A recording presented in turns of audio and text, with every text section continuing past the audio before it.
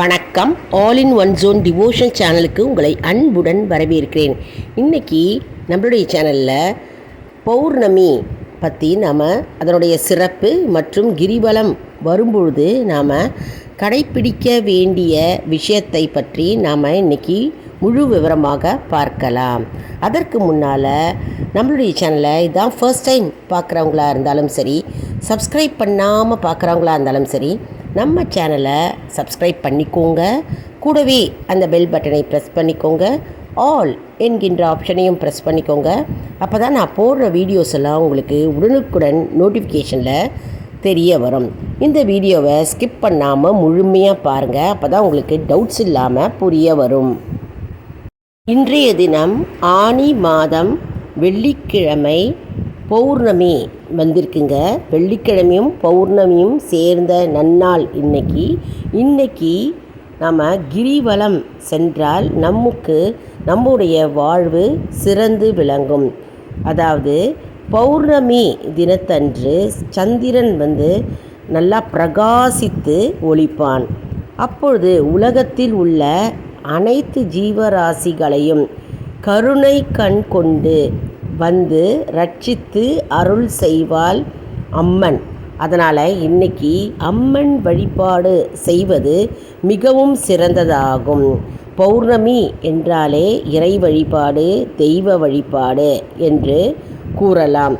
அதாவது இன்னைக்கு அம்மன் வழிபாடு நாம் செய்யலாம்.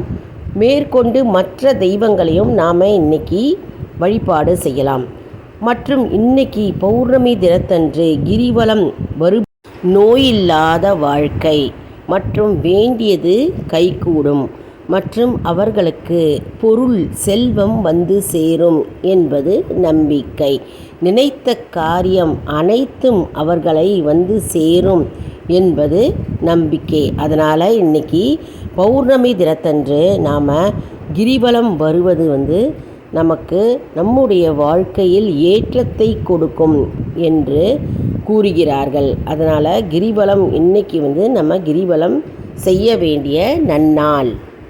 சரி, நம்ம இப்போ கிரிவலம் வரும்பொழுது நம்ம என்னென்னலாம் கடைப்பிடிக்க வேண்டும், என்னென்னலாம் நம்ம செய்ய வேண்டும் கிரிவலம் வந்தால் அப்படின்னு நம்ம அதை பற்றி பார்க்கலாம். அதாவது முதல்ல பார்த்தோம்னா, கிரிவலம் நம்ம சுற்றும் பொழுது ஆண்கள் காவி வேட்டி அணிந்து காவி துண்டு அணிந்து அவர்கள் கழுத்தில் ருத்ராட்ச மாலை அணிவது மிகவும் சிறந்ததாகும். முதல்ல அதாவது ஆண்கள் கிரிவலம் செல்லும் பொழுது எப்பொழுதுமே காவி வேட்டி காவி கலரில் இருக்கணும். அதே மாதிரி காவி துண்டு அணிந்தால் சட்டை இருக்கக்கூடாது. சட்டை போடாமல் கிரிவலம் சுற்றி வந்தால் நன்மை பயக்கும்.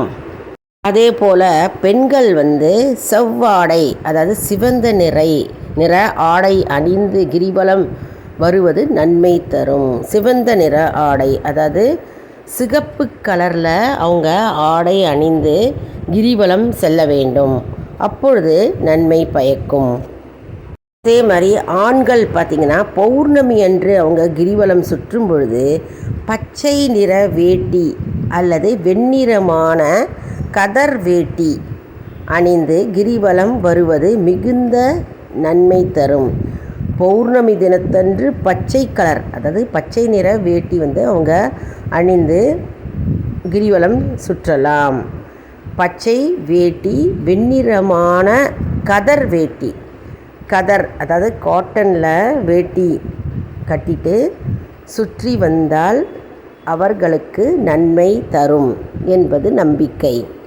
அதே மாதிரி பெண்கள் பார்த்திங்கன்னா பௌர்ணமி தினத்தன்று அவங்க கிரிவலம் சுற்றும் பொழுது பச்சை நிற ஆடை அணிந்து அவங்க கிரிவலம் சுற்ற வேண்டும். அப்பொழுது தான் சிறப்பு வாய்ந்ததாகும். அதே மாதிரி ஒவ்வொரு ஆணும் பெண்ணும் கிரிவலம் சுற்றும் பொழுது கையில் எலுமிச்சம்பழத்தை தூக்கி கொண்டு சுற்ற வேண்டும். எலுமிச்சம்பழம் எடுத்துட்டு அவங்க கிரிவலம் சுற்றணும்.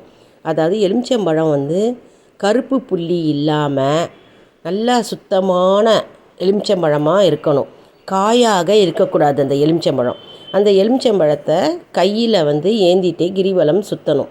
அப்படி சுற்றும் பொழுது அந்த எலுமிச்சம் பழம்னாலே எழும் ப்ளஸ் இச்சை, அதாங்க எலுமிச்சம் பழம் அப்படின்னு. அதாவது நம்ம மனதில் எழுகின்ற அந்த இச்சை அனைத்தும் நிறைவேறும் என்பது ஐதீகம். அந்த எலுமிச்சம்பழத்தை சுற்றி கொண்டே போகும் பொழுது மனதில் நாம் என்ன நினைக்கிறோமோ அது அப்படியே நிறைவேறும் என்பது நம்பிக்கை. அதாவது எலுமிச்சம்பழத்தை சுற்றி கொண்டு போகும்பொழுது, கிரிவலம் போகும்பொழுது நம்முடைய எண்ணங்கள் அனைத்தும் அந்த எலுமிச்சம்பழத்தில் நாம் கூற வேண்டும். அதாவது நீங்கள் என்ன நினைத்து பிரார்த்தனை செய்கிறீர்களோ அந்த பிரார்த்தனையை எலுமிச்சம்பழத்தில் நாம் வைக்க வேண்டும். அப்படி வைத்து நாம் அந்த எலுமிச்சம்பழத்தை கொண்டு நாம் கிரிவலம் சுற்றி கொண்டு வர வேண்டும். பிறகு நம்ம வீட்டில் அதை பூஜை அறையில் நம்ம வைக்கலாம். அப்படிலாம் வியாபாரம் செய்கின்ற இடத்தில் வைக்கலாம். அப்படிலாம் நம்ம எந்த இடத்திற்கு பிரயாணம் செய்கிறோமோ அதை தூக்கி கொண்டு போகலாம். அதாவது நம்ம மனசில் என்ன நினைக்கிறோமோ அது அப்படியே நிறைவேறும். மற்றும் எந்த எதிர்ப்பு சக்திகள் இருந்தாலும் அதை அப்படியே அழித்துவிடும் அந்த எலுமிச்சை பழம். அதனால் எலுமிச்சம் பழமாக இருக்கணும், காய் எடுத்துகிட்டு போகக்கூடாது. அது நம்ம எதிர்ப்பு சக்திகளை அப்படியே நீக்கிவிடும் என்பது நம்பிக்கை. அதே போல் கிரிவலம் சுற்றும் பொழுது ஆண்கள் அல்லது பெண்கள் ஊதுபத்தி ஏற்றிக்கொண்டு கிரிவலம் சுற்றுவார்கள். அது எதுக்கு அப்படின்னா, நம்முடைய மனதில் இருக்கும் எண்ணங்கள் அனைத்தும் அந்த ஊதுபத்தி மாதிரி நறுமணத்துடன் நம்முடைய வாழ்க்கை சிறப்பு மிக்கதாக விளங்கும் என்பது நம்பிக்கை. அதனால தான் நம்ம ஊதுபத்தியை ஏற்றிட்டு நம்ம கிரிவலம் சுற்றுவோம். அதாவது நம்மளுடைய மனதில் எந்த தீய எண்ணங்கள் வராது. மற்றும் நம்ம அந்த ஊதுபத்தியை ஏற்றி கொண்டு சுற்றும் பொழுது நம்ம அந்த ஊதுபத்தி மாதிரியே நறுமணம் வீசி கொண்டிருக்கின்ற வாழ்க்கை இறைவன் நமக்கு ஏற்படுத்தி தருவார் என்பது நம்பிக்கை. அதனால்தான் ஊதுபத்தி ஏற்றிக்கொண்டு கிரிவலம் சுற்றுவார்கள்.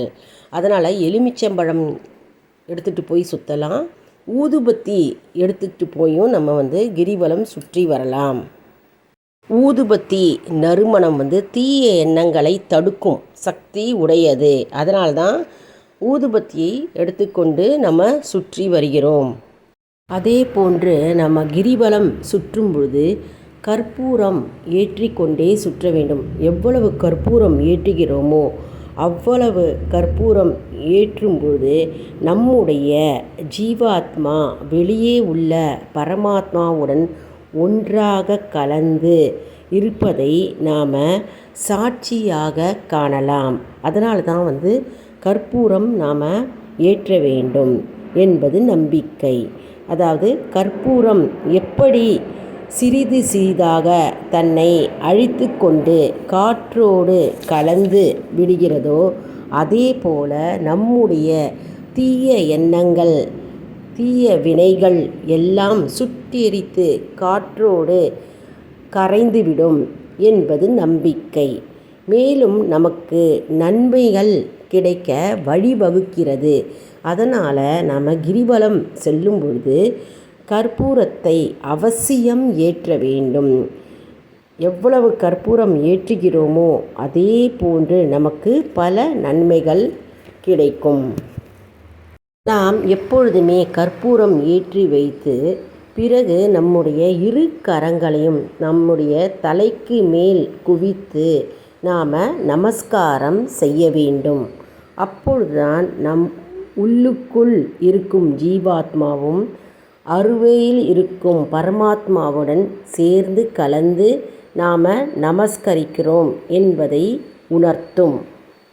நம்ம நெற்றியில் நேராக நமஸ்காரம் செய்தால் நம்முடைய ஆக்ஞா சக்கரம், அதாவது நெற்றி சுழியும் மேலும் நம்முடைய ஜீவாத்மாவாகிய ஆதிசக்தியை வணங்குவதாக பொருளாகும்.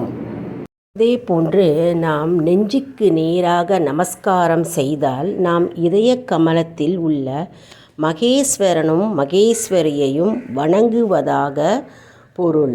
இதனால் நம்ம என்ன பார்த்தோம்னா, அதாவது நமஸ்காரம் செய்யும் பொழுது நம்ம எப்படி நமஸ்காரம் செய்ய வேண்டும் அதற்குரிய பலனையும் நம்ம இப்போ பார்த்தோம். நெற்றிக்கு நேராக நமஸ்காரம் செய்தால் என்ன பலன், அதே மாதிரி இதய கமலத்தில் வீற்றிருக்கும் மகேஸ்வரனையும் மகேஸ்வரியையும் வணங்குவதாக பொருள் என்பதையும் நாம் இன்னைக்கு பார்த்தோம். அதே போன்று அமாவாசை மற்றும் பௌர்ணமி எப்போ ஆரம்பிக்கிறது அப்படின்றத நம்ம கேலண்டரில் முன்னாடியே நம்ம பார்த்து வச்சுக்கணும்.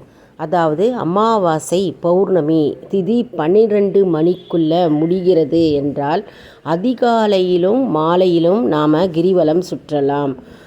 அல்லது பௌர்ணமியோ அல்லது அமாவாசையோ இரவு முழுவதும் இருக்குது என்றால் நாம் இரவு முழுவதும் நாம் கிரிவலம் சுற்றலாம். அப்பொழுதும் நமக்கு நற்பலனை நம்மை தேடி வந்து அடையும். மேலும் சிலர் தனியாக சுற்றுவார்கள். அப்படி தனியாக கிரிவலம் சுற்றுவதால் நமக்கு அற்புதங்களையும் மற்றும் அரிய சக்திகளையும் நமக்கு கொண்டு வந்து சேர்க்கும். இவ்வளவு அதிசய சக்தி வாய்ந்த கிரிவலம், அதாவது திருவண்ணாமலையை நாம் பௌர்ணமி தோறும் நாம் சுற்றி வரலாம், அல்லது அமாவாசை தோறும் நாம் சுற்றி வரலாம். அப்படி சுற்றி வந்தால் நம்முடைய வாழ்வு மேலோங்கும் என்பது ஐதீகம். மேலும் கிரிவலம் சுற்றும் பொழுது நாம் எப்போவும் காலணி அணியாமல் கிரிவலம் சுற்றினால் நமக்கு நல்ல பலனை கொண்டு வந்து சேர்க்கும். மேலும் வயதானவர்கள் அல்லது குழந்தைகள் மற்றும் நோயுற்றவர்கள் வாகனத்தில் கிரிவலம் சுற்றலாம். அவர்கள் மட்டும் காலணி அணிந்து சுற்றலாம். மற்றவர்கள் அனைவரும் கிரிவலம் சுற்றும் பொழுது மறக்காமல் காலணி இல்லாமல் சுற்றினால் நமக்கு மிகுந்த பலனை கொண்டு வந்து சேர்க்கும் என்பது நம்பிக்கை. மேலும் எப்பொழுதும் கிரிவலம் சுற்றும் பொழுது நாம் மனதிற்குள்ளாகவே நாம் சிவனுடைய பஞ்சாட்சர மந்திரத்தை நாம் உச்சரித்து கொண்டே கிரிவலம் சுற்ற வேண்டும். மற்றவர்களிடம் வீண் பேசுவதை நாம் நிறுத்தி கொண்டு இறைவனை நினைத்து அவரை தியானித்து அவருடைய மந்திரத்தை நாம் உச்சரித்து கொண்டே கிரிவலம் சுற்றினால் நமக்கு பலன் ஏராளம். நாம் எப்பொழுதும் கிரிவலம் சுற்றும் பொழுது நம் மனதில் நாம் வேண்டிக் கொள்வதை நினைத்து நாம் நினைத்த காரியம் நிறைவேற வேண்டும் என்ற எண்ணத்துடன் சிவனை மனதார நினைத்து நாம் சுற்றி கொண்டு வலம் வர வேண்டும். அப்பொழுதுதான் நம்முடைய வேண்டுதல்கள் அனைத்தும் நிறைவேறும், நம்முடைய காரியம் கைகூடி வரும். அப்பொழுதுதான் கிரிவலம் செய்த பலன் முழுமையாக நமக்கு கிடைக்கும். நாம் அமாவாசை தினத்தன்று கிரிவலம் சுற்றும் பொழுது சிவனுடைய பஞ்சாட்சர மந்திரத்தை ஒரு முறை உச்சரித்தால் போதும், அது 1,00,000 மாறும் என்பது நம்பிக்கை. பௌர்ணமி தினத்தன்று நாம் ஒரு முறை பஞ்சாட்சர மந்திரத்தை கூறும் பொழுது அது 50,000 பலனை நம்மை கொண்டு வந்து சேர்க்கும் என்பது நம்பிக்கை. மேலும் நாம் கிரிவலம் சென்று முடித்த பிறகு நாம் அண்ணாமலையாரும் மற்றும் உண்ணாமுலை அம்பாளையும் நாம் தரிசனம் செய்துவிட்டு பின்னர் நம்முடைய வீட்டிற்கு நாம் நேராக வர வேண்டும். அப்பொழுதுதான் நமக்கு முழு பலனும் நமக்கு கிடைக்கும். மேலும் வேறு இடத்தில் சுற்றிவிட்டு பின்னர் நம் வீட்டை வந்து சேர்ந்தால் பலன் ஒன்றும் நமக்கு கிடைக்காது. அதனால் கிரிவலம் சுற்றிய பிறகு நாம் நம்முடைய வீட்டுக்கு வர வேண்டும். அப்பொழுதுதான் நமக்கு கிரிவலம் சுற்றிய முழு பலன் நமக்கு கிடைக்கும். நாம் எப்பொழுதும் கிரிவலம் சுற்றும் பொழுது நாம் எந்த நோக்கத்திற்காக நாம் சுற்றுகிறோம் என்பதை எண்ணி நம்ம நினைத்து அதன்படி நாம் அமைதியாக கிரிவலம் சுற்ற வேண்டும். அதை விட்டுவிட்டு கேளிக்கை பேசிவிட்டு நாம் சுற்றும் பொழுது மற்றவர்களின் தியானத்தை கலைக்கும் வகையில் அது இருந்தால் அது நமக்கு பாவத்தை உண்டு பண்ணும். அதனால் கிரிவலம் செல்லும் பொழுது நாம் அமைதியாக சுற்ற வேண்டும் மற்றும் மற்றவர்களுக்கு இடையூறாக நாம் இருக்கக்கூடாது. அப்பொழுதுதான் நமக்கு பலன் அப்படியே நம்மை வந்து சேரும். மேலும் சிலர் சிவனடியார்களிடத்திலிருந்து தீட்சை பெற்று கிரிவலம் சுற்றுவார்கள். அப்படி சுற்றினால் நமக்கு பல அற்புதங்களும் அதிசயங்களும் கண்கூடாக ஒவ்வொருவரும் காணலாம். மேலும் அமாவாசை அன்று கிரிவலம் சுற்றுபவர்கள் முற்பிறவி பலன், இப்பிறவி பலன், அடுத்த பிறவி பலன் மூன்றையும் கணக்கிட்டு அதற்கு தகுந்தாற்போல் அருள் கிடைக்கப் பெறுவர். முற்பிறவியில் செய்தவற்றை சரி செய்து அடுத்த பிறவி என்று ஒன்று இருந்தால் அதற்கு தேவையான அருளை சேமித்து வைத்துவிட்டு அதற்கு பிறகுதான் இப்பிறப்பிற்கு பலன் கிடைக்கும். அதனால் அவரவர்கள் பிறப்பிற்கு ஏற்ப கால தாமதமாகும். ஆனால் பலன் கட்டாயம் உண்டு. இப்போ பௌர்ணமி அன்று கிரிவலம் சுற்றி வந்தால் என்ன பயன் என்பதை பார்க்கலாம். பௌர்ணமி அன்று கிரிவலம் வந்தால் முற்பிறப்பு மற்றும் அடுத்த பிறப்பு கணக்கில் எடுக்காமல் நடக்கின்ற பிறப்பில் தகுதிக்கு ஏற்ப கர்ம பலனுக்கு தகுந்தாற்போல் உடனுக்குடன் பலன் கிடைக்கும். அதாவது பௌர்ணமி அன்னைக்கு நம்ம கிரிவலம் சுற்றினால் நமக்கு இந்த பிறவியில் உடனே நமக்கு பலன் கிடைக்கும். இதெல்லாம் நம்ம முறைப்படி கடைப்பிடித்தால் நம்முடைய வாழ்வு சிறப்பு மிக்கதாக விளங்கும். மேலும் அந்த பரம்பொருளை நாம் நினைத்து கிரிவலம் வந்தால் நினைத்த காரியங்கள் சித்தியாகும். இவை அனைத்தும் அனுபவபூர்வமாக கண்ட உண்மை. ஆகவே ஒவ்வொரு ஜீவாத்மாவும் பரமாத்மாவில் குடிகொண்டு இருக்கிறது. ஆகவே அந்த ஜீவாத்மாவான நாம அந்த பரமாத்மா அதாவது சிவபெருமானை நாம் கோடிக்கணக்கான பூக்களால் அர்ச்சனை செய்து நம்முடைய வாழ்வில் இருக்கும் பாவங்களை நீக்கி நாம் கிரிவலம் செய்து சிவபெருமானையும் அம்பிகையையும் நாம் அம்மை அப்பனை தரிசித்து நாம் வந்தால் நம்முடைய வாழ்வில் இருக்கும் அனைத்து பிரச்சனைகளும் மற்றும் துன்பங்களும் மற்றும் பாவங்களும் நீங்கும் என்பது ஐதீகம். மேலும் நமக்கு பல புண்ணிய பலன்களை நம்மை கொண்டு வந்து சேரும். ஓம் நமச்சிவாய, ஓம் நமச்சிவாய, ஓம் நமச்சிவாய என்று இந்த பதிவை நான் முடிக்கிறேன். என்ன அன்பர்களே, இந்த வீடியோ உங்களுக்கு மிகவும் பயனுள்ளதாக இருக்கும் என்று நான் நம்புகிறேன். இந்த வீடியோவுக்கு ஒரு லைக் கொடுங்க. இதை மற்றவர்களுக்கும் ஷேர் செய்யுங்கள். அவர்களும் பயனடையட்டும். நமக்கும் ஒரு புண்ணியம் கிட்டும். நம்ம வீடியோவை மறக்காமல் சப்ஸ்கிரைப் செய்யுங்கள். அடுத்த வீடியோவில் வேறொரு பதிவுடன் உங்களை வந்து சந்திக்கிறேன். நன்றி, வணக்கம்.